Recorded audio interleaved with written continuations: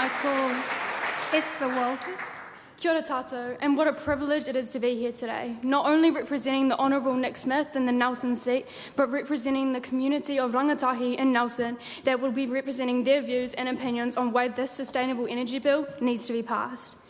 I don't think anyone reasonable can deny what we're going through and where we're headed because of the actions we're not taking as a national and global community. Actions which could be taken now to care for our precious whenua and mitigate the wider social problems that climate change will inevitably cause.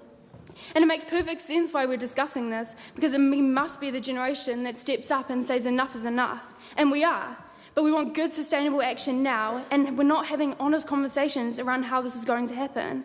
We know it's not just young people that are passionate about ways to change our behaviour or that will support a more hopeful future, but it's our communities, our whānau, across all of Aotearoa. However, change is not easy and it needs to be managed, supported and hopeful, and we see these important elements in the bill.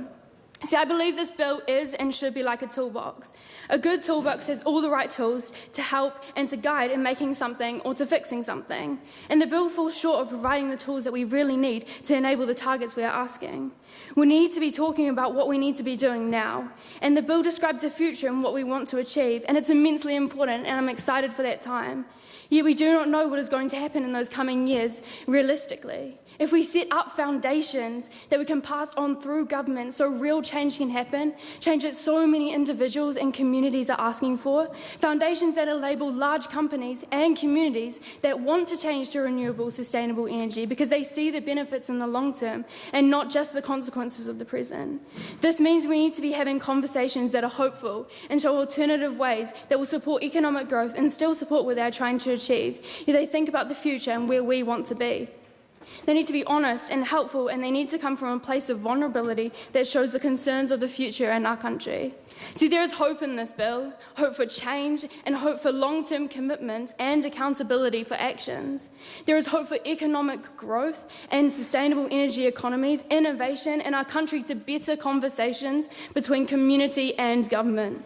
There are some of the tools that we fail to describe with this proposed legislation.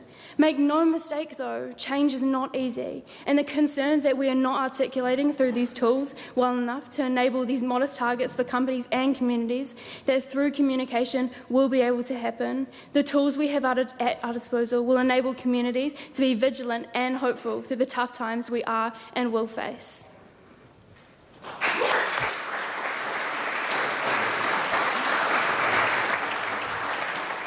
Madam Speaker. Now, is it we on or we John? We John works.